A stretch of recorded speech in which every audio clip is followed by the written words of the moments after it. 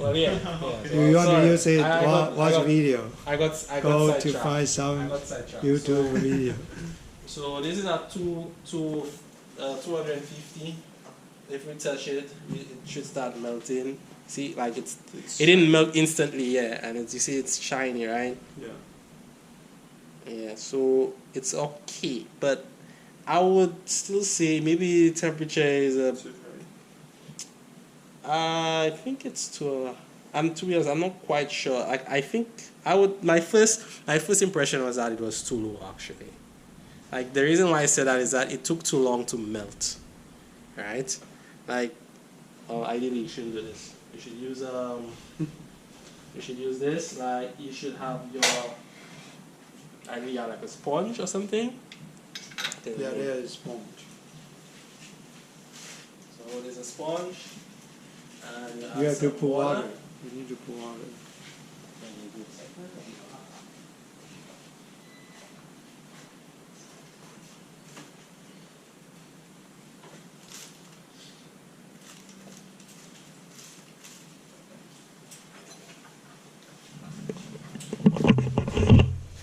And so this can be, the sponge can be used to quickly cool the soldering pad.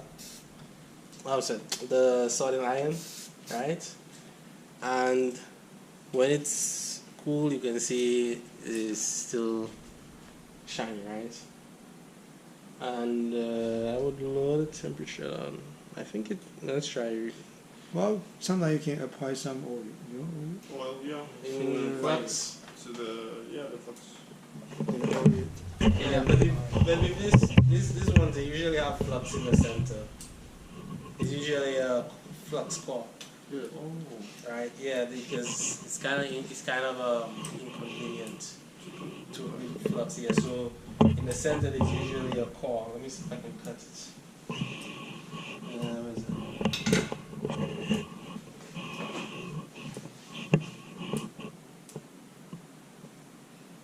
Maybe you can see it, but.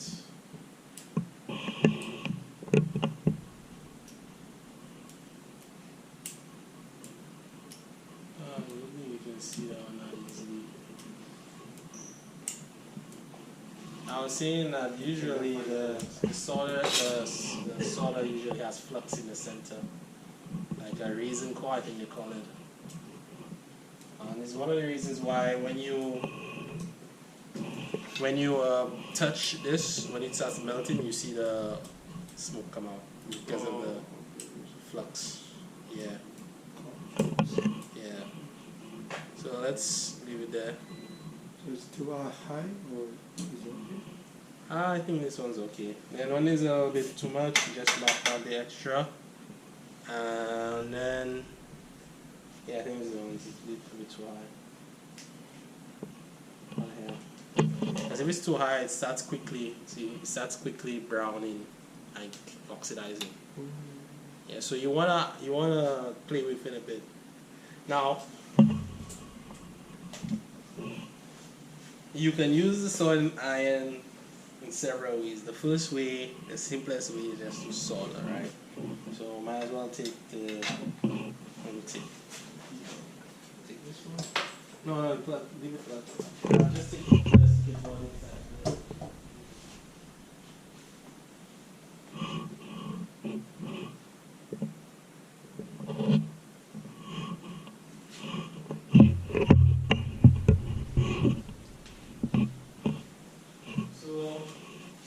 Whoever did this, in my opinion, didn't do a good job.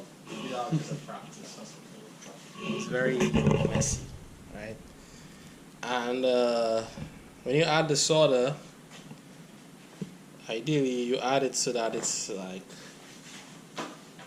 this one's much needed, right? But that's also, I also don't do it like this, right? Let's see, it took the time to place the solder and then they melted it.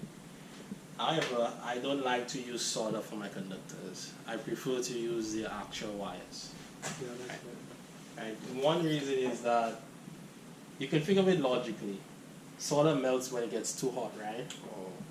So what happens if if too much current is passing through the solder conductor? It's May melt the solder. Exactly, right? So maybe for low power signals, it might not be a problem, but I just don't like the idea of having a conductive solder. It doesn't work well to me. Now, you can use solder to help it fix onto the PC board, but in my opinion, you should use the wire, right? So if you take the wire, let's say you take this wire and you place it here, you can maybe you can put solder around it, right, and then fix it that way. But that's kind of wasteful. You might as well just use the wire directly. So you put the wire here, and then you route the wire, and then just say this wire comes out through here, and you just solder the 2 points like this. It's easier and it's cleaner, right? So you could either strip the wire bare and then route, or you can leave the conductor on and then route. Depends on what you want to do, what you want to achieve. For example, let's say you want to route one conductor to 2 different points. Then it might be useful to strip the wire, come out for a point, and then use 2 other conductors at that point to another point. So you treat that as a bus in a sense. Now I'm going to demonstrate. Now, when you're soldering, you can use the solder to either place solder or to remove solder, right? And in a sense, the temperature does matter. So when you're placing the solder, I find that using the temperature that's just a little bit too low is useful. That way the solder is still a bit like clumpy, right? And then if it's clumpy, it's easier to stay on the iron, right? And then maybe after you apply the stuff, the actual device, you can raise the temperature to melt the solder a bit better, right? Like I'll show you. So let's set down the wire. Oh, before you continue, so it's also possible to use the solder to fix the wire, right? When I say fix, I mean get it to a point that it can be used for something else. So if you strip this wire, let's say you strip this wire, where's that?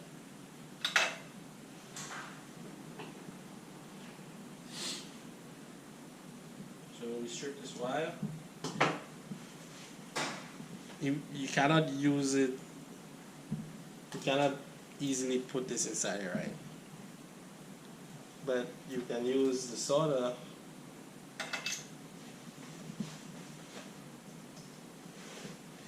you can apply some solder. So let's see, we put some solder, and you just put some solder here, and then eventually it will apply.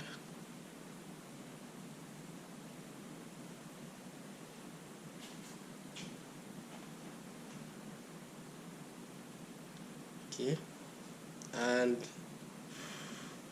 pull it down. Now it's in a way that you can put it through something, right? Like now you can actually, well, it's still a bit too large, but if you want to put it through maybe a larger hole like this, you can actually do it without the wires just breaking apart.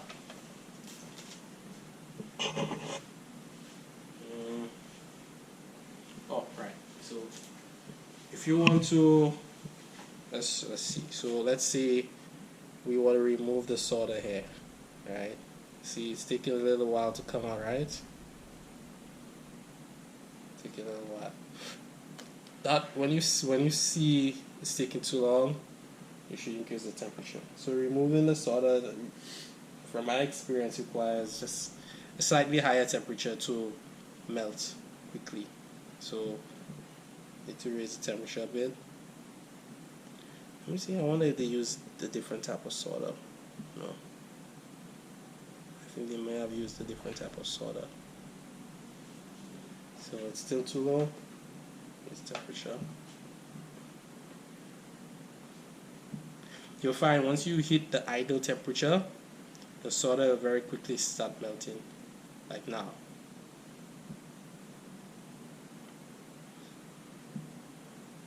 Yeah. So you see right now, check the temperature compared to what we used to melt. So it can be, because sometimes you also don't know what kind of solder they use, so you have to experiment. You always start at low, and then you gradually increase. Be mindful of the device the object that is connected to the point, because a lot of the times you want to take out an integrated circuit, the IC off the board, but it's pointless if the IC has been destroyed by the heat before you even manage to take it out, right? So yeah, you have to be mindful of that. I think that's it for. Did I miss anything for the soldering?